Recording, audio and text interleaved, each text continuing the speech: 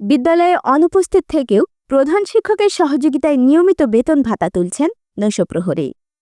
আর প্রধান শিক্ষক বলেন, ডেভিল্যান্টের ভয়ে আসছে না বিদ্যালয়ে। এমনই এক ঘটনা ঘটেছে রাঙাবালিতে। গত ৫ আগস্টের পর থেকে নিয়মিত বিদ্যালয়ে আসছে না নৈশপ্রহরী। প্রধান শিক্ষক বলেন, ডেভিল্যান্টের ভয়ে আসছে না, কিন্তু প্রধান শিক্ষকের প্রত্যয়ন দিয়ে নিয়মিত নিচ্ছেন বেতন ভাতা। বলছিলাম, পটুয়াখালীর রাঙাবালী উপজেলার ছোট বাইশদিয়া ইউনিয়নের চতলাখালী সরকারি প্রাথমিক বিদ্যালয়ের ৪র্থ শ্রেণী কর্মচারী নৈশপ্রহরী মোহাম্মদ সোহাগ ভূঁইয়ার কথা। সম্প্রতি বিদ্যালয়ে গিয়ে দেখা যায় দপ্তরির কাজ করছেন সহকারী শিক্ষিকা জাহানারা আলো। তিনি ছাত্রছাত্রীদের পড়ালেখা বাদ দিয়ে চা বিস্কিট করে দিচ্ছেন অতিথিদের। অভিভাবক ও স্থানীয়দের সঙ্গে কথা বলে জানা গেছে, গত ৫ আগস্ট আওয়ামী লীগ সরকারের পতনের পর থেকেই বিদ্যালয়ে নিয়মিত আসছেন না সোহাগ। আওয়ামী লীগ নেতাদের বলয়ে থেকে চাকরির পাশাপাশি করেছেন রাজনীতিও, আর রাজনীতির প্রভাব খাটিয়ে নানান অনিয়মে জড়িয়ে পড়েন প্রহরী। ৫ই আগস্ট ২০২৪-এর পর হইতে এ পর্যন্ত রেগুলার ডিউটি করেন না। উনি প্রধান শিক্ষকের ছত্রছায়ায় প্রতি মাসের বেতন প্রতি মাসে সম্ভবত তুলে নেয়।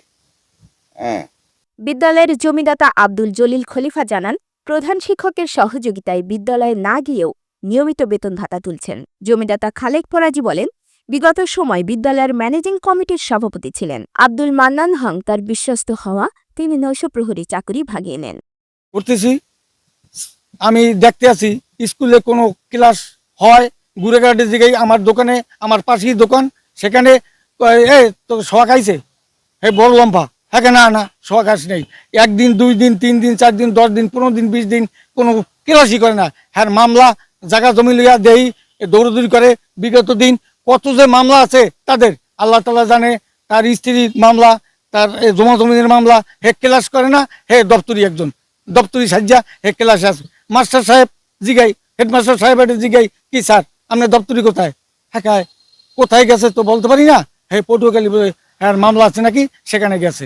সোহাগ চাকরি নেয়ার পর থেকেই নিয়মিত বিদ্যালয়ে না গিয়ে ক্ষমতা প্রভাব বিস্তার করে গরিব অসহায় মানুষকে টিউবওয়েল সহ বিভিন্ন অনুদান দেওয়ার কথা বলে লুটপাট করেছেন লাখ লাখ টাকা। বিদ্যালয়ের প্রধান শিক্ষক ওবায়দুল ইসলাম তার বক্তব্যে বলেন, তিনি বিভিন্ন রাজনৈতিক কারণে আসতে পারেননি বিদ্যালয়ে, কিন্তু বিনা বেতনে মেডিকেল ছুটিতে আছেন। ছুটির কাগজ আছে কিনা জানতে চাইলে তিনি বলেন, ফোন মাধ্যমে জানিয়েছে ছুটিতে আছে। প্রধান শিক্ষকের দাবি, 15 থেকে 16 দিন তিনি বিদ্যালয়ে আসেনি, কিন্তু হাজিরা শীট দেখতে চাইলে তিনি হাজিরা শীট দেখাতে পারেননি।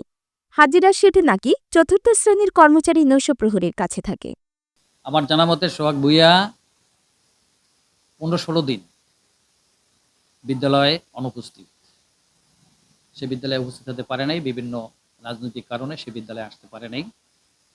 আর আমি যতটুকু জানি সে বিনা বেতনে মেডিকেল ছুটি নিয়েছে।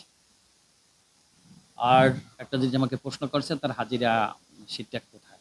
আমি তাকে হাজিরা শীটটা তার নিজের কাছেই রাখতে বলছি।